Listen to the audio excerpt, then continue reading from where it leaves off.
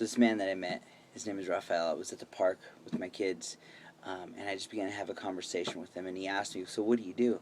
And I just boldly said, "We are planting a church."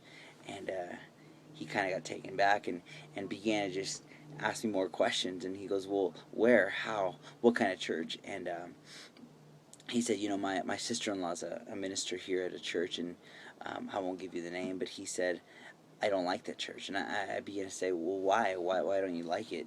He said, because they allow this and they allow that, and they allow you to do this and they allow you to do that. And he just began to share his frustration with this church that, in all honesty, doesn't hold to any solid doctrine. It's a very anything goes church. And I asked him a simple question. It was, what do you want in a church?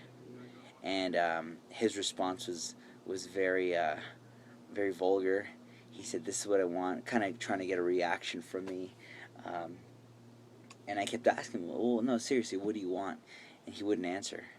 And I asked him about 3 or 4 times, and he gave me a response that he wanted me to react to, and I didn't. Um, and so finally, as I was getting ready to leave, I said, "Hey, Raphael, I want to ask you a question. Seriously, what are you looking for in a church?" And he thought about it, and he said, "I want a church that's going to teach me the Bible. I want a church that's going to hold to truth. I want a church that's going to hold to draw a line in the sand and say this is right and this is wrong."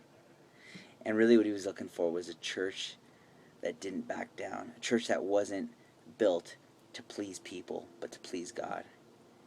And it hit me in that moment as I talked to this man who's unchurched, who wants nothing to do with God and wants nothing to do with church, wants nothing to do with organized religion. Deep down, he was looking for something. He was looking for an answer.